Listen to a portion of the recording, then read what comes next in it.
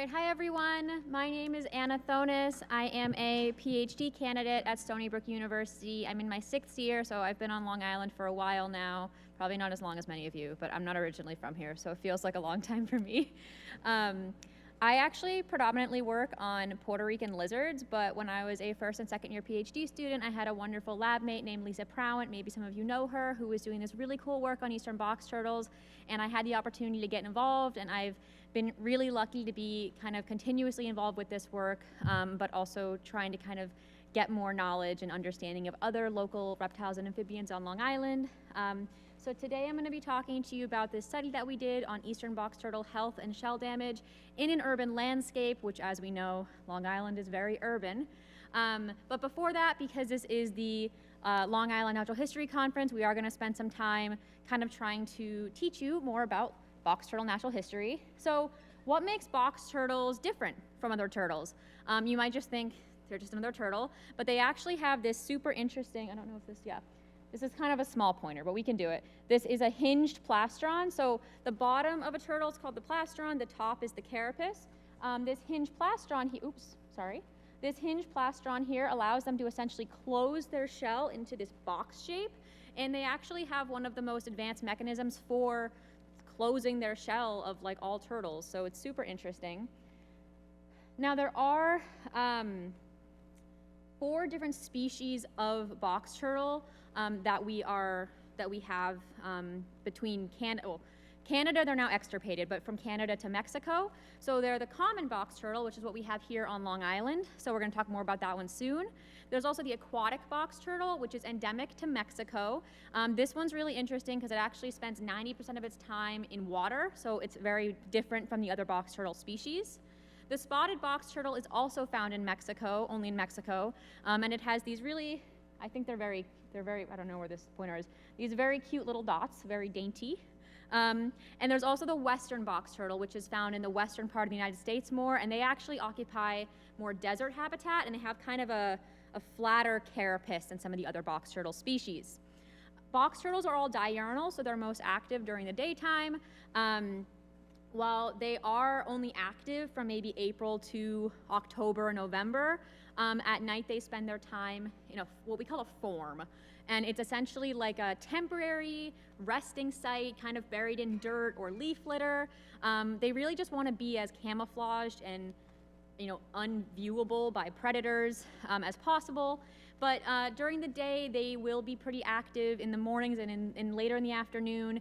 Their activity patterns are often temperature dependent. So if it's a really, really hot day, they might not be quite as active at noon or 1 p.m. here in this middle of summer could be the hottest, so they might not be quite as active during that time of day. They are also generally omnivorous, so typically insects and plants. However, there have been instances of box turtles eating like a bird or a frog, and so they will expand their diet, but typically we see them eating mostly insects and plants. Within the common box turtle species, there are 6 subspecies.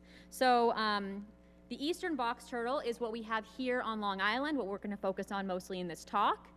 There's also the Gulf Coast box turtle, which is found where you'd imagine, around the Gulf of Mexico. There's the Florida box turtle, found in Florida. The names are very, they make a lot of sense, right? The 3-toed box turtle, that one's a little different. We have a little more unique of a name here, but it's because this species actually has only 3 toes on each of its hind legs, unlike the typical 4. The Mexican box turtle and the Yucatan box turtle are only found in Mexico. So like the spotted box turtle that is also only found in Mexico, the Yucatan and Mexican box turtles are actually part of the common box turtle species. And so we do have a good amount of box turtles in Mexico, but yeah. Anyway, moving right along. So eastern box turtle habitat, as I was kind of mentioning with the activity patterns, the individuals will move around a lot during the day, and they will move between habitat types. So typically open forests, forests in general, but riparian areas, open fields. They actually have been found to do pretty well in like somewhat disturbed habitats, not necessarily like in a city, but they might like if like there was a man-made opening for some reason in a forest, they might be gravitating towards that kind of area. In the Northeast, we see them mostly occupying these largely mesic woodland areas. Anything from cover, so forest-type canopy cover, grasslands and shrublands, and water and wetlands are all important habitat characteristics that will kind of dictate whether or not we have a higher probability of finding these eastern box turtles.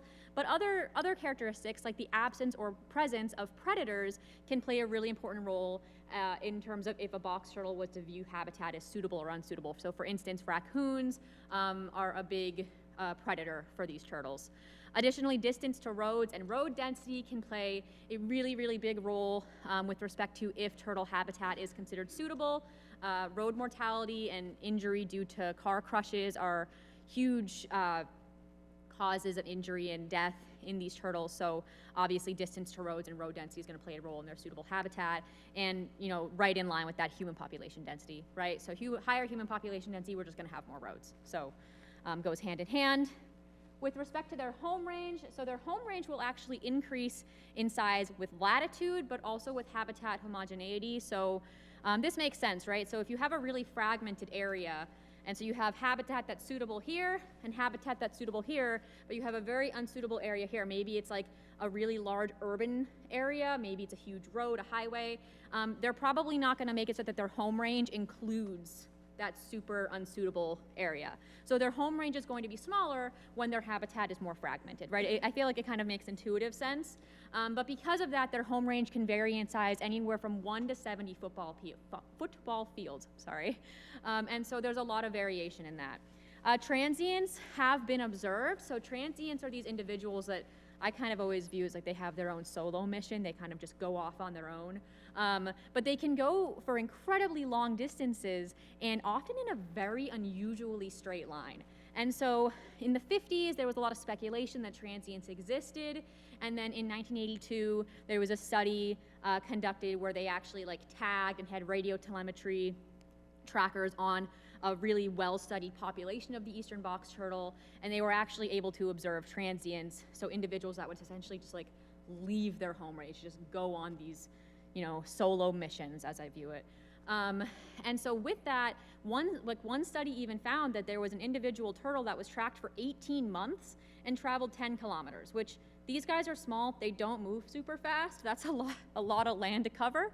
The cool thing with transients, I think, is that because they will mate as they are going on these journeys, they actually contribute a lot to the genetic diversity in the metapopulations of these eastern box turtles. So super interesting. Also, one thing to note is that transients have only been observed in male turtles. So we don't usually see females or have ever seen females being transient. They actually could have an established home range before or after that transient behavior. So it's not like an individual is born and will become transient for its entire life. And they also have homing behavior. So homing behavior is very interesting because it means that they can orient themselves in space.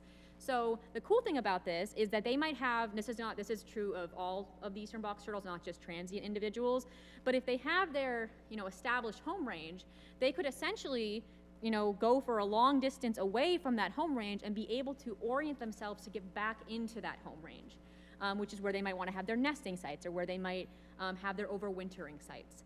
And so it's incredibly interesting. There's still a lot of speculation on what's actually driving this homing behavior, so more research is definitely needed on that, but it's a really cool thing. Some other reptile species do have that as well. Like the lizards I have work on in Puerto Rico are also able to home, and we have no idea how. With respect to nesting, they mate anytime during the active season. As I mentioned, that's typically between April and October, November, at least in the Northeast. This is obviously going to probably fluctuate a little bit depending on if you're, which subspecies you're working on. They nest in the evenings. They will typically lay 1 to 10 eggs per clutch, on average 4 eggs per clutch. Although some individual turtles can have more than 1 clutch in a given season, typically on Long Island we only see 1 clutch per season. The thing that's really great about these turtles, and a lot of turtles in general, is that they are able to reproduce and remain reproductively active very late into their age. So individual box turtles have been found to live up to 100 years old. So they can live to be super old, which is very cool. But we've had individual females that have remained reproductively active past the age of 50. The reason that's so important is because hatchling and eastern box turtle eggs have very high predation and mortality rates. And so because of that, it's really important that these turtles are able to reproduce so much later in life. So once they're an adult, they have much lower rates of like predation. They're gonna have a lot higher probability of living from year to year, surviving from year to year.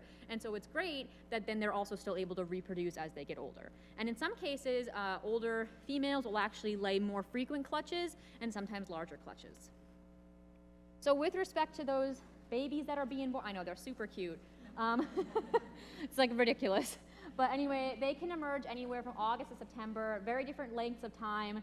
These are just numbers from different studies, but 57 to 136 days. They may overwinter in the nest chamber, so if they were to say be born in like September, October, and you know, typically the active season kind of tapers off around October, November, they could just overwinter in that same nest chamber instead of actually emerging. So another really neat thing, I just keep saying how cool these guys are, because they are. I'm not biased. Anyway, they have really phenomenal freeze tolerance. So actually up to 58% of their body water can be frozen for up to 50 hours, which is a very weird thing to think about. Like if you think about it from the human perspective, that just seems completely unheard of. Wait, I mean, it is unheard of. We are not reptiles. Their heart can also stop beating for at least 25 hours, and even hatchlings can freeze. So they have these really fantastic overwintering abilities, which is one of the things that makes it possible for them to live in places like Long Island and in the Northeast, because you know, box turtles can also be found in New Hampshire. And again, at one point they were all the way in Canada. Canada gets very cold, and they were still able to live there. They were not extirpated because it got so cold. They were extirpated because of humans. So this picture that I have right here, not my picture, but Russell Burke and Tim Green, who I know many of you are familiar with, were conducting this study where they surgically implanted data loggers on some box turtles to try to understand their physiology, their thermal physiology and overwintering patterns. And so a lot of research is being done to try to understand just how these turtles are able to have such high freeze tolerances. Additionally, there has been studies that have reported temperature-dependent sex determination in these turtles, where essentially there's a higher percentage of males born when the incubation temperatures are cooler, and more females are born when incubation temperatures are warmer. Now, one thing that's important to think about with this is with respect to climate change. We can speculate what this is going to mean in the long term with respect to climate change, but realistically, through time, there have been studies that have shown that typically we have male-biased sex ratios, even to male-biased sex ratios in eastern box turtles, largely likely because of, this pointer is somewhere, here, you can't see it, because of this pattern here, this process.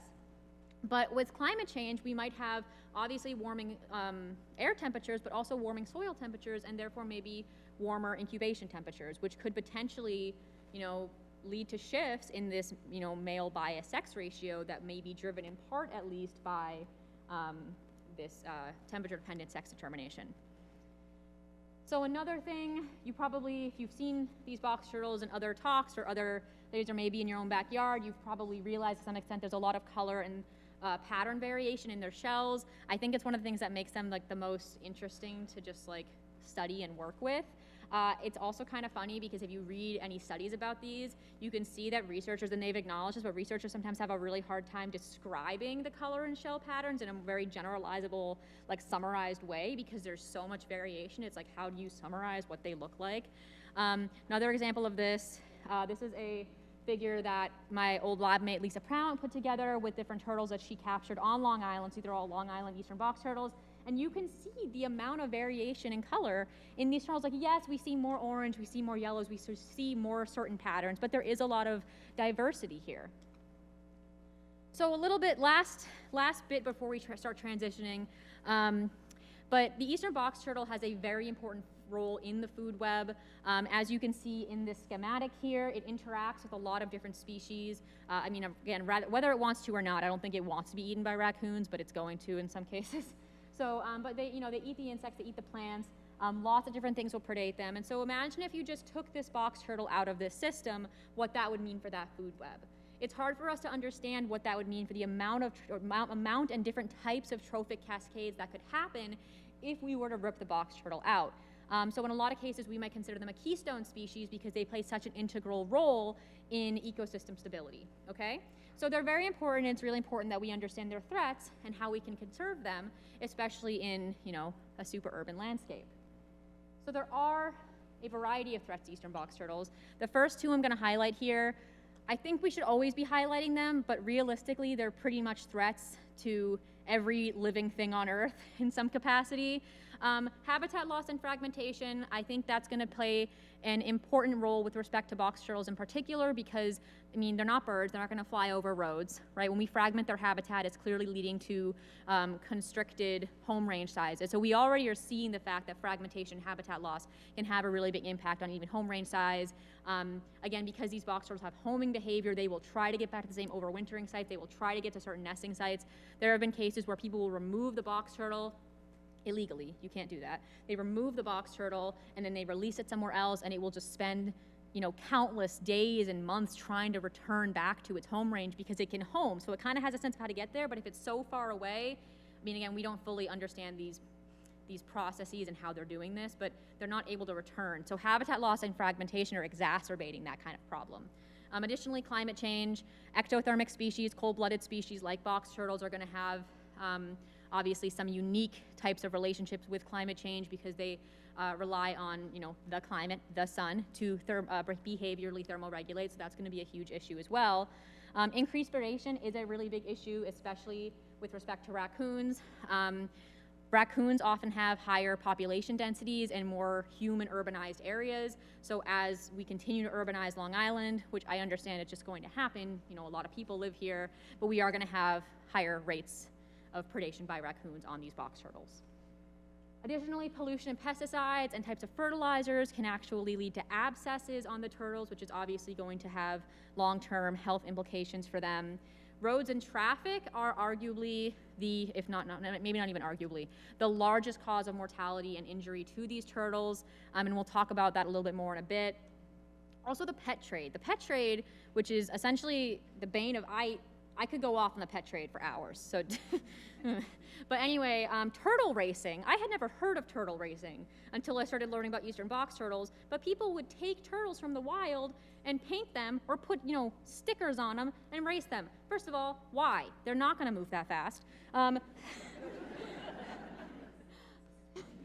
Second of all, the poor turtles, they don't want to be racing. So anyway, this has caused so many problems. It has been curbed to some extent over the past several decades, but I'm sure there are groups of people that are like, oh, on a Saturday, do you want to go race a turtle? Don't know why. Again, that completely baffles me.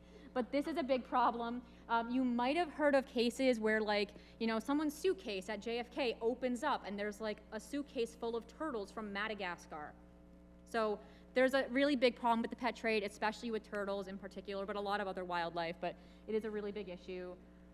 Also diseases, ranavirus in turtles is a huge problem. Climate change is actually accelerating the rate of different diseases spreading, and so that is something that we have to be aware of as, you know, just going forward and being aware of the implications to box turtle health. I put lawnmowers here, also dogs. There's a lot of things that can inadvertently or intentionally attack box turtles, but again, they're not fast, so they can't get away.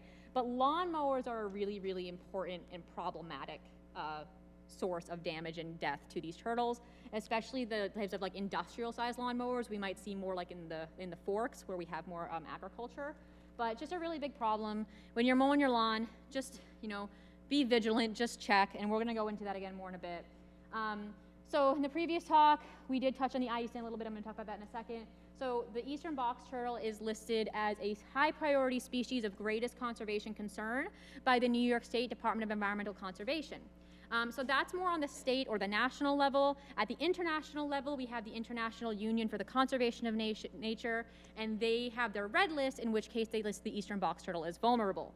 So with the IUCN red list, so these three categories, vulnerable, endangered, and critically endangered, are all considered threatened. So if a species is in one of those categories, it's considered threatened. So the box turtle is considered vulnerable, however, it actually hasn't been assessed since 2010. So 14 years is a lot of time. And so at some point we should probably get to reassessing these guys.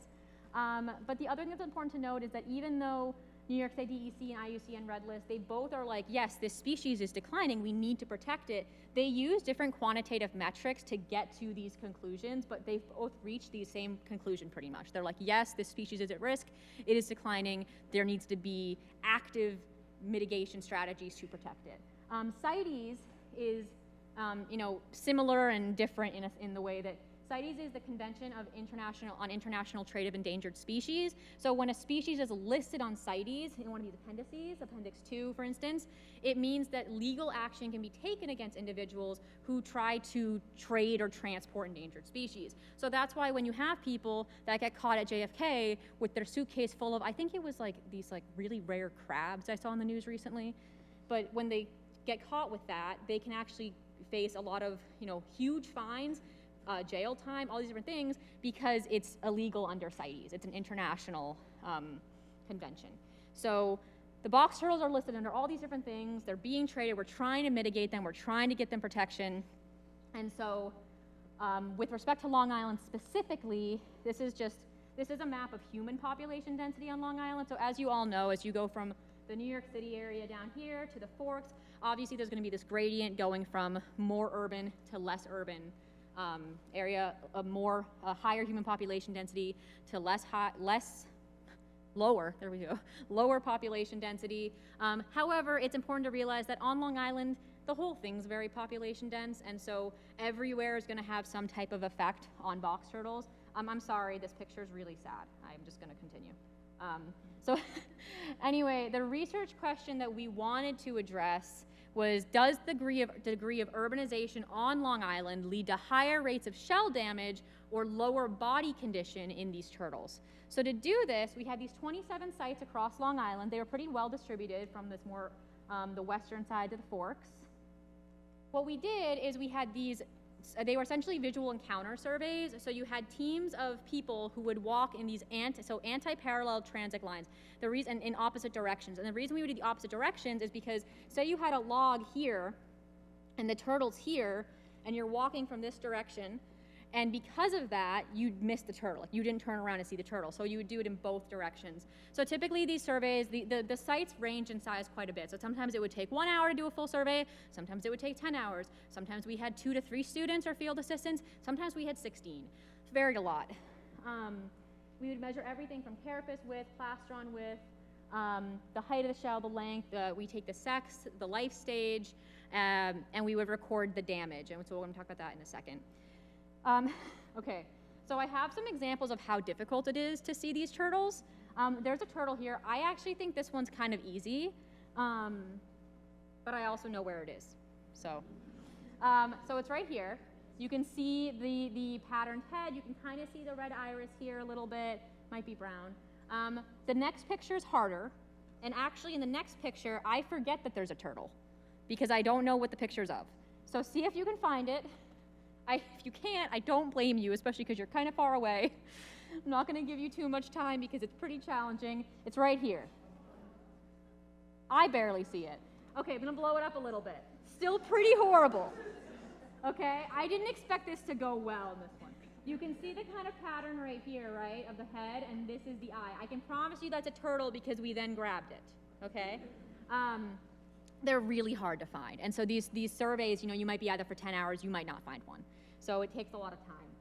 To assess the sex of an individual, so these turtles are sexually dimorphic, but unfortunately it's not always easy because typically a male might have a red iris, but a female could have a red iris sometimes. So we try to use at least 2 of these secondary sexual characteristics to sex the individual. So for instance, like the females have a flat plastron where the males have a dip here. We can also say that typically males have red irises, females have brown. Again, that's a little murky, so we try to use additional things like rear claw shape and tail morphology. Only adults were sexed because juveniles, it's just impossible at that point. To assess the life stage, we would count the annuli, or the growth rings or growth lines, kind of almost like if you were to age a tree, if you were like to, at the stump with the growth lines, growth rings. So kind of like this, and so this is like in each scoot, these are scoots, you would count the number of annuli. However, we could only actually determine an individual's age up until 15 years old, because once they're older than 15, so typically one growth line, one annuli is like 1 year, roughly. Once they're older than 15, the lines become so close together, it's just really hard to tell. So it's like, oh, if it's older than 15, it's an adult. And if it had like less than 10 of these lines, 10 or less, we would say it was a juvenile. So 11 to 14, 11 to 15, we can say what year. After 15, it's just an adult. We also assessed body condition using this study that came out by Suzette DiPerzio in Illinois. They had this calculation from all these different tests they did to essentially quantify fat volume, which they use as a proxy for body condition index. And so it just has to do with the individual's weight as well as their straight carapace width. So we'll go into that more in a second. And then we also assess damage by taking a ton of pictures of these turtles, and then we would have individual students or field assistants independently use this like scale here, this on the right, to like determine which damage level they thought it would be. And then using that, we would average their ranks essentially to assess or to evaluate which damage level.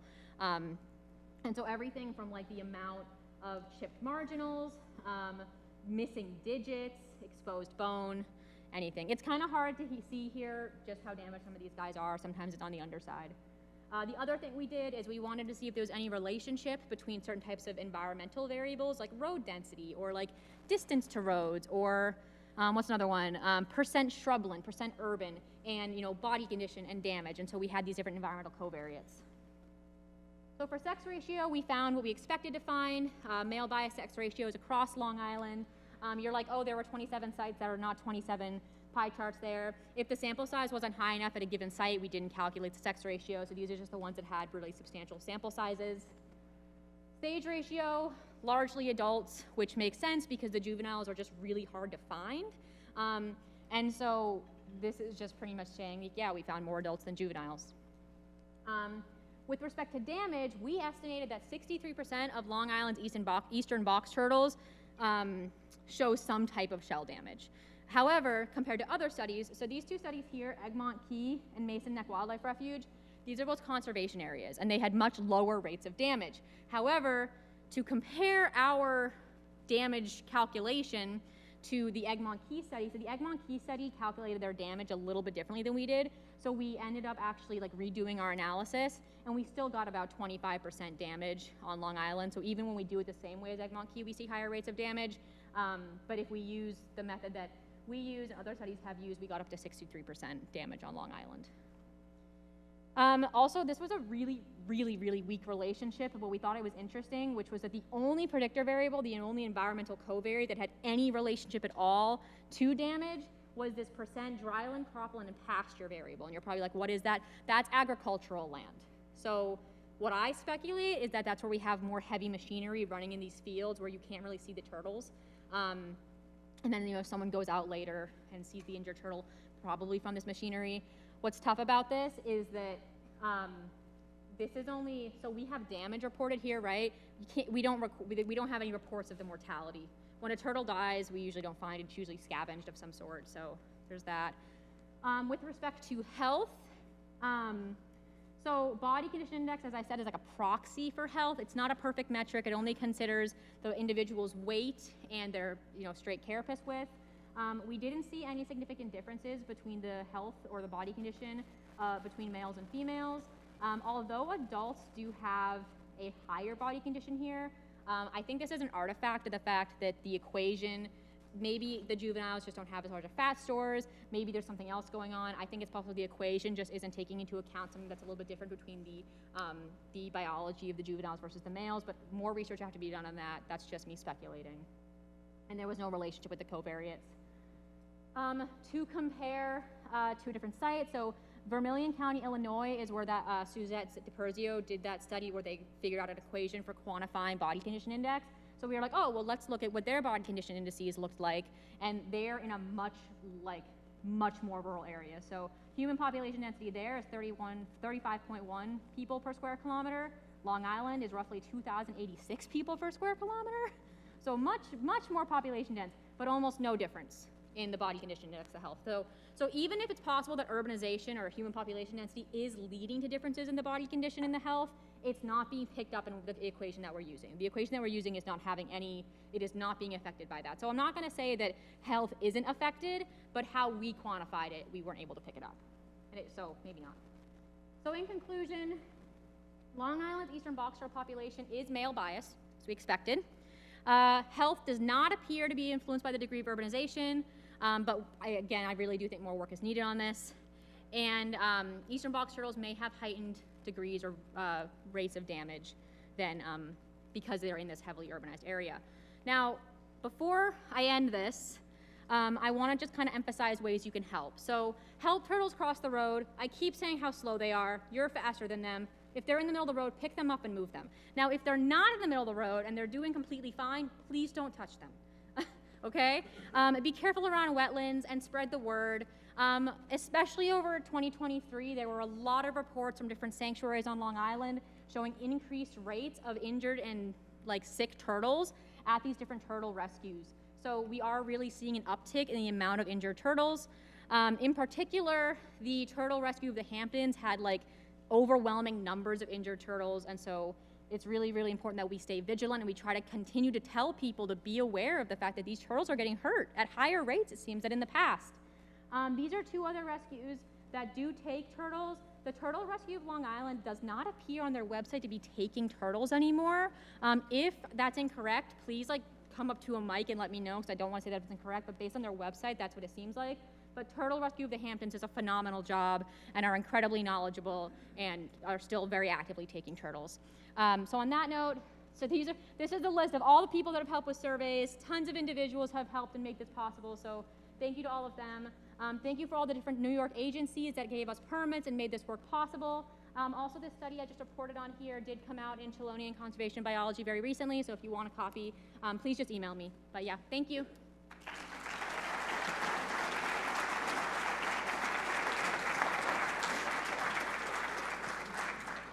Okay, we have a couple minutes for questions if you want to come to a mic and ask your question.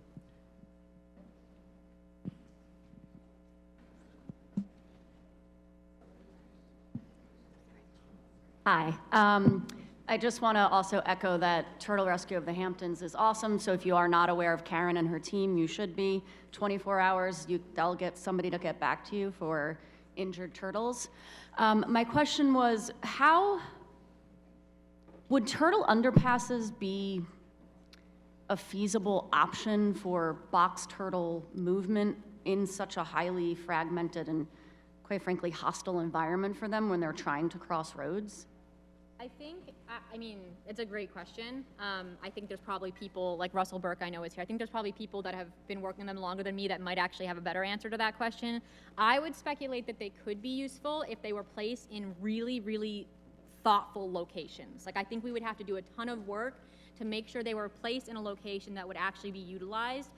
If these turtles are defining their home ranges in a way that they aren't actually crossing these unsuitable areas because it's so fragmented, then I don't know why they would be like, oh, well, now I can, because they're going to define their home range, and so I don't know why they would change that. But if you have individuals that are entering the population, maybe we could start having them use that. And also, they are still crossing the roads. So if there's areas that have really, really high rates of mortality, maybe that would be a really great location. I don't know if people are looking into that already, but I think that's a great point. So Turtle Rescue, and I imagine Evelyn Alexander and the other one that you had up there, do have to track mortality rates. So it could potentially be something that would be easy to figure out based on their data where the highest mortality is. Yeah, no, I think it's a really great thing, and someone or me should look into it. Thank you. Thank you. Okay, one last question. This one's regarding surgical implants on turtles for tracking. First of all, is the majority of research for tracking and behavior done using the surgical implants? And number two, is there any information regarding whether or not surgically implanting these would actually impact the behavior and therefore kind of skew the actual behavioral research of the eastern box turtle? So I can answer half of that question. The first part, I would say no in terms of it's by no means the most common way. Typically it's radiotelemetry, which does not require surgical implants. It's just glued onto their shell maybe, or we even just our study, we would just use a Sharpie marker on their shell, which does not have any impact on them, and that would just come off in 2 years. So it wasn't a long-term metric, but typically these methods are non-invasive. I didn't conduct the study with the surgical implants, so I would recommend talking to Russell Burke or Tim Green on that more. But yeah, do you want to? Yeah, so the surgical implants was actually a data logger that would record the internal temperature and heartbeat. And the surgeries were done by the veterinarians at the Bronx Zoo. And we did not see, when we brought them back, we did not see really any impact to their behavior at all. And so they had two survival surgeries, one to do the implant, and then in the spring, another surgery to remove the implant so that we could get the data. Thank you. Yeah, thank Okay, you. thanks. Thanks.